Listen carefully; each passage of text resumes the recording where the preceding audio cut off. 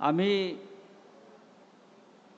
शिवसेनेबरोबर निष्ठेने राहतो म्हणजे उपकार करत नाही. हिंदू हृदय सम्राट बाळासाहेब ठाकरेंनी आम्हाला एवढं दिलेलं आहे या महाराष्ट्राला, आम्हाला सगळ्यांना. आणि माझ्यासारखे लाखो निष्ठावंत शिवसैनिक आहेत. म्हणून ही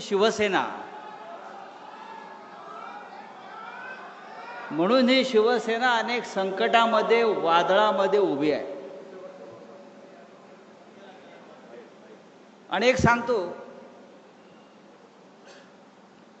कृषी उत्पन्न बाजार समितीमध्ये ही सभा सुरू आहे.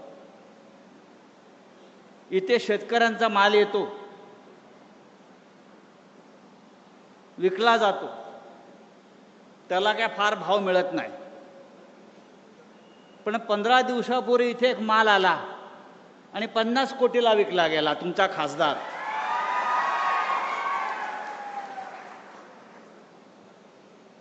आता खासदार गेले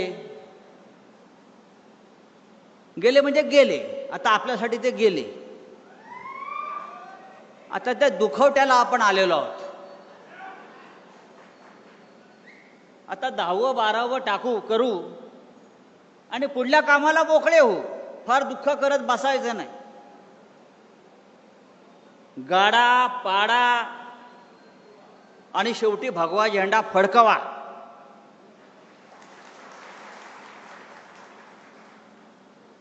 $50 कोटी भाव झाला त्याचा. 50 कोटी.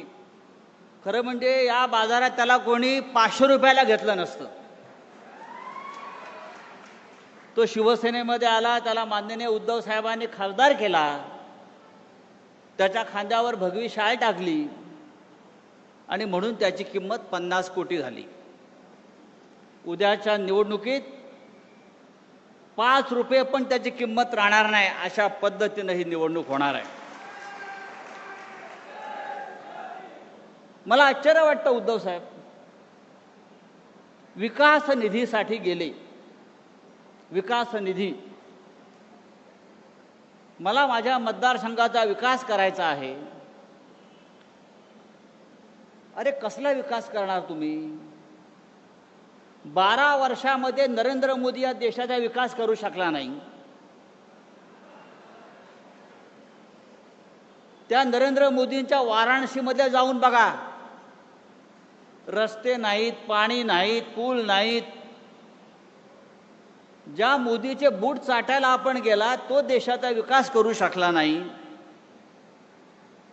तुम्ही काय विकास करणार आहात? आणि कोणाकडे गेले?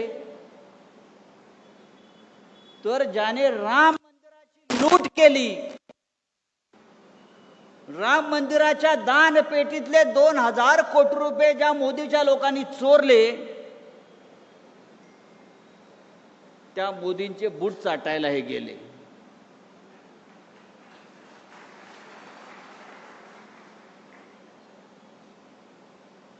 तर देशमुखला जाऊन सांगा, ही शिवसेना आहे आणि शिवसेना कधी संपत नसते.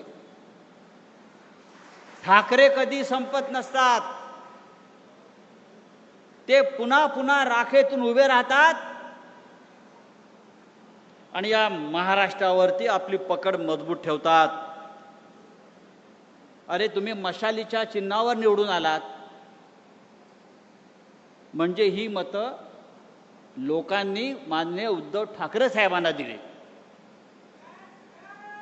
तुम्हाला गद्दारी करायची आहे तर राजीनामा द्या, पुन्हा निवडणुकीला उभे राहा आणि मग तुम्हाला कळेल या यवतमाळ वाशिमची जनता गद्दारांबरोबर आहे की निष्ठावंतांबरोबर आहे. पण एकनिष्ठ